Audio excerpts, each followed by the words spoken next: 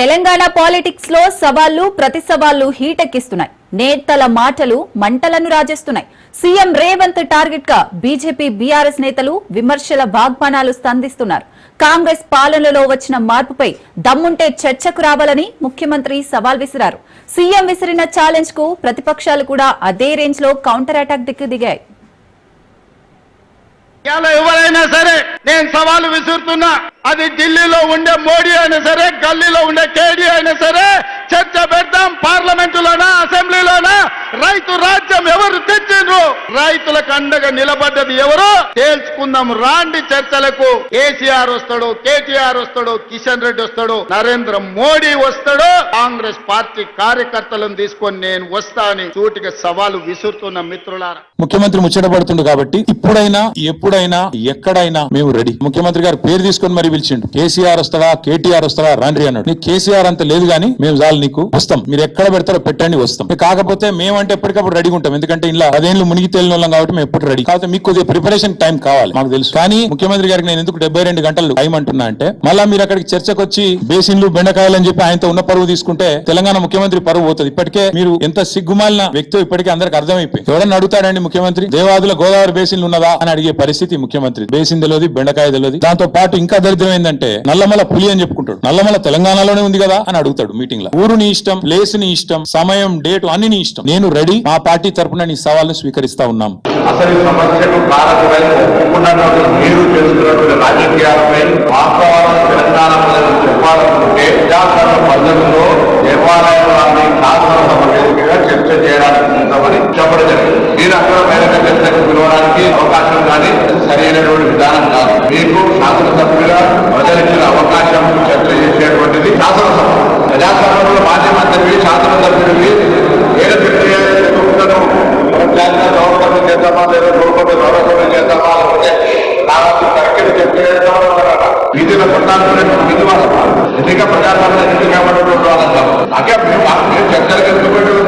గతంలో ఎన్నికల సమయంలో మేనిఫెస్టో తీసుకొచ్చి ప్రజలను తప్పుదారి పట్టించి ప్రజలకు అనేకమైన వాగ్దానాలు చేసి ఏం చేసింది ఈ రోజు ఈ కాంగ్రెస్ ప్రభుత్వం అని చెప్పేసి నేను ప్రజలు ముందు ఈ ప్రభుత్వాన్ని అడుగుతున్నాను. ప్రభుత్వము ఇప్పటి వరకు చేసింది ఏంది అని అంటే, మా దగ్గర డబ్బులు లేవు, ప్రభుత్వం బికారీ అయిపోయింది, భిక్షం అడుక్కునే పరిస్థితి ఉంది, మీరే చెప్పండి. మీ యొక్క ఉద్యోగస్తులకు జీతాలు ఇచ్చే పరిస్థితి కూడా ఈ ప్రభుత్వానికి లేదని చెప్పి ప్రజల ముందు సిగ్గు లేకుండా ఏడ్చేటటువంటి ప్రభుత్వం ఇది. యూరియా లేదు.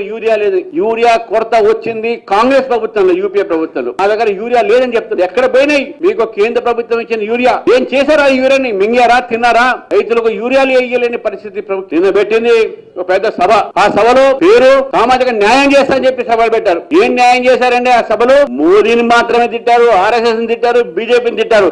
అదా మీ సామాజిక న్యాయం? మీరు పెట్టిన సభ ఏంది? మీరు మాట్లాడిన మాటలేంది? ప్రతిపక్ష నాయకుడిగా అసెంబ్లీలో కేసీఆర్ గారే ప్రాతినిధ్యం ఉంది, కేసీఆర్ గారు. కాబట్టి మా సీఎం గారు అసెంబ్లీలో రండి, చర్చించుదాం, సూచనలు చేయండి అని మాట్లాడితే ఫామ్ హౌస్ నుంచి ఆయన బయటికి రానియనట. కానీ విదేశాల నుంచి ఉంటావుకుని వచ్చి నేనున్నా అని మాట్లాడు. ఇలా మీకు అందరికీ గుర్తింపు సమస్య. ఆల్రెడీ మీరు డెడ్ అయిపోయింది మీ పార్టీ. మా సీఎం రేవంత్ రెడ్డి గారు విసిరిన సవాల్కు నీకు కాదు సవాల్, ప్రతిపక్ష నాయకుడిగా మరి 9.5 సంవత్సరాలు ముఖ్యమంత్రిగా చేసినటువంటి మాజీ ముఖ్యమంత్రి గారు రండి, ఎక్కడో ఉండి మాట్లాడడం కాదు, అసెంబ్లీకి రండి, లేఖ పెట్టండి, అసెంబ్లీ సమావేశపరుస్తాం అని మేమంటే ఆయన డెడ్ లైన్ పెట్టినాం. ఈ డెడ్ లైన్ల కోసం ఇక్కడ ఎవరు వెయిటింగ్ గా లేరు. మేము పెట్టిన డెడ్ లైన్ అసెంబ్లీ వేదిక. అసెంబ్లీకి వచ్చి ప్రజల సమస్యలు చర్చించాల్సినటువంటి అవసరం ఉన్నటువంటి ఒక ప్రతిపక్ష బయటికి రాకుండా ఆయననేమో ఫామ్ హౌస్ లలో ఉంటారు, మీరేమో విదేశాలలో తిరుగుతారు, మీ చెల్లెనేమో జైలు సమస్యతో ఎదుర్కొంటుంది. నిన్నగాక మొన్న కొన్ని ఇంటర్వ్యూలలో ఆయన అసలు నాకు నాయకుడే కాదు కేటీఆర్ అని. నీతో చర్చించడానికి ఎవరు తగ్గిలేరు ఇక్కడ. ముఖ్యమంత్రి రేవంత్ రెడ్డి గారు పదే కోరుతున్నారు కేసీఆర్ గారిని. కేసీఆర్ గారు ఎట్లా అడగారు? అసెంబ్లీ పెట్టండి నేను వస్తాను ఆయన అన్నాడు. రేవంత్ రెడ్డి గారు అడుగుతున్నారు అసెంబ్లీ పెడతారు, రండి చర్చిద్దామని. మా దగ్గర ఉన్న రిపోర్ట్ ఇది, మీ దగ్గర ఉన్న రిపోర్ట్ మీరు చెప్పండి. ముఖ్యమంత్రిగా అడుగుతున్నాడు, ప్రతిపక్ష నాయకుడిగా మీరు మాట్లాడండి. కేసీఆర్ గారు ఈ సెకండ్ బెంచ్ లీడర్లు ఎందుకు మాట్లాడుతున్నారు? సెకండ్ బెంచ్ లీడర్లు ఎవరు? కేటీఆర్ గారు కానివ్వండి, లేకపోతే హరీష్ రావు గారు. వీళ్ళు సెకండ్ బెంచ్ లీడర్లే కదా. ప్రోటోకాల్ అంటే కేటీఆర్ గారికి ఏమైనా అవగాహన ఉన్నదా? లేదు. కేటీఆర్ గారు ఒక మాట చెప్తున్నా, కేటీఆర్ గారు మీకు పదే అంటున్నారు, మాట్లాడుతున్నారు కదా. రేవంత్ రెడ్డి గారు ఏమంటున్నారు? కాంగ్రెస్ పార్టీ ఏమంటున్నది? అసెంబ్లీ పెడదాం రండయ్యా అని ఈయన అడుగుతుంటే కంట్రీ క్లబ్ రా, ప్రెస్ క్లబ్ రా, బోట్స్ క్లబ్ రా. అరే అసెంబ్లీ ఎందుకు ఉన్నది మరి? ఇవన్నీ తీసేసి మా అండే కూర్చోండి రోజు. కళ్ళు దుకాణానికి ఒకటి రా అని చెప్పలేడు ఆయన. ఇక అది ఒక్కటి మిగిలింది కేటీఆర్కి.